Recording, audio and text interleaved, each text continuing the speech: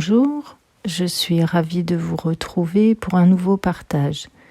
Aujourd'hui, je vais vous parler de notre niveau vibratoire qui, pour moi, est quelque chose d'important à conscientiser et je vais vous expliquer pourquoi dans cette vidéo.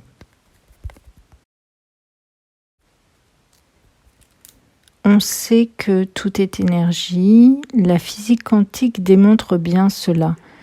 Tout ce qui est vivant est énergie. Sans énergie, il n'y a pas de vie. Mais également, toute matière est énergie.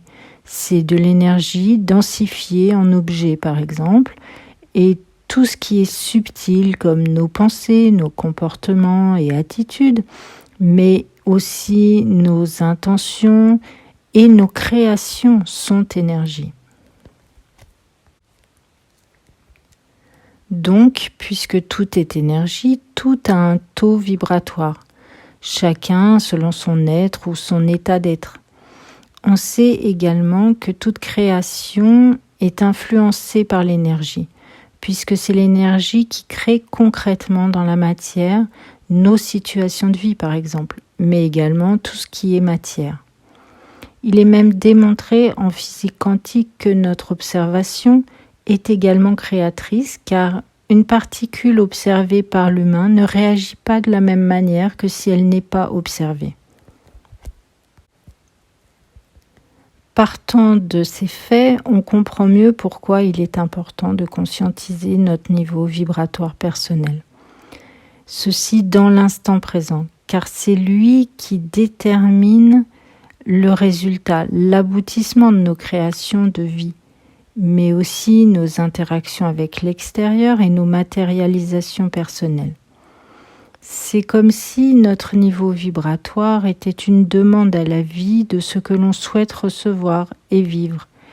Et comme la vie répond toujours à nos demandes, elle nous renvoie donc constamment des matérialisations qui correspondent à ce taux vibratoire que nous émettons constamment. Je parle de cela dans la vidéo sur l'abondance. Si cela vous dit, vous la retrouverez sur la chaîne. Bien sûr, nous ne vibrons pas constamment exactement la même énergie, car nous ne sommes pas suffisamment conscients de notre niveau vibratoire et l'extérieur a du coup trop d'influence sur celui-ci.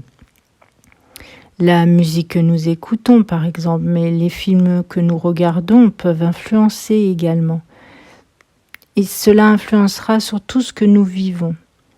Les personnes avec qui nous interagissons influencent également.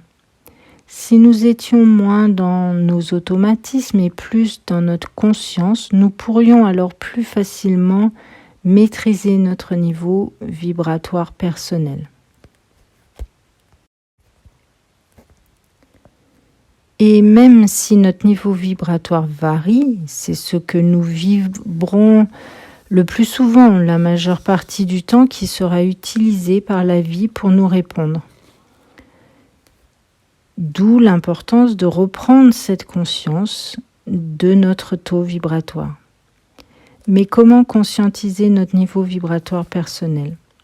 C'est en revenant en nous, en soi, en se posant avec soi-même, en écoutant nos pensées, en analysant nos croyances, en se connaissant bien soi-même, en comprenant nos comportements, en réalisant nos schémas répétitifs de vie personnelle, en trouvant l'intention de base que nous émettons dans nos créations de vie, mais surtout en regardant ce que la vie nous renvoie, en écoutant ce que la vie nous dit en retour, car il est toujours en lien avec notre niveau vibratoire, puisque c'est l'énergie que nous vibrons qui est créatrice de notre vie.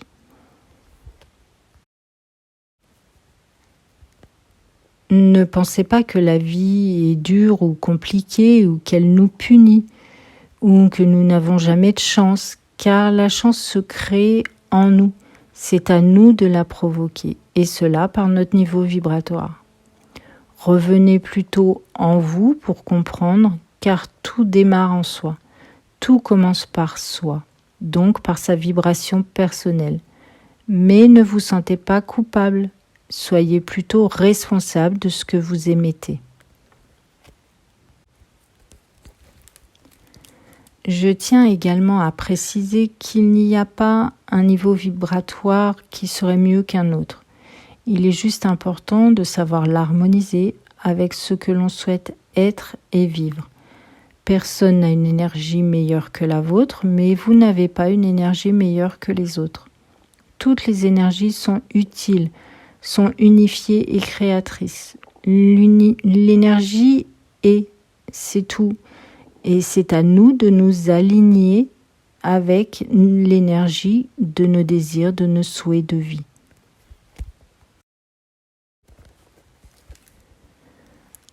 Alors revenons donc en nous, faisons de nous notre première priorité de vie et sachons écouter et comprendre ce que la vie nous renvoie afin de pouvoir faire évoluer ce retour vers ce que nous souhaitons créer.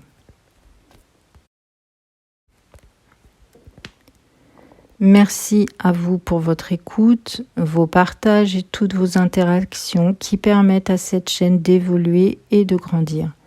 Merci à tous ceux qui me font confiance pour les soins et les accompagnements que je propose. Merci également à tous ceux qui ont choisi de participer à l'équilibre du donner et du recevoir et de participer au contenu gratuit que je vous propose en me faisant un don. Merci beaucoup.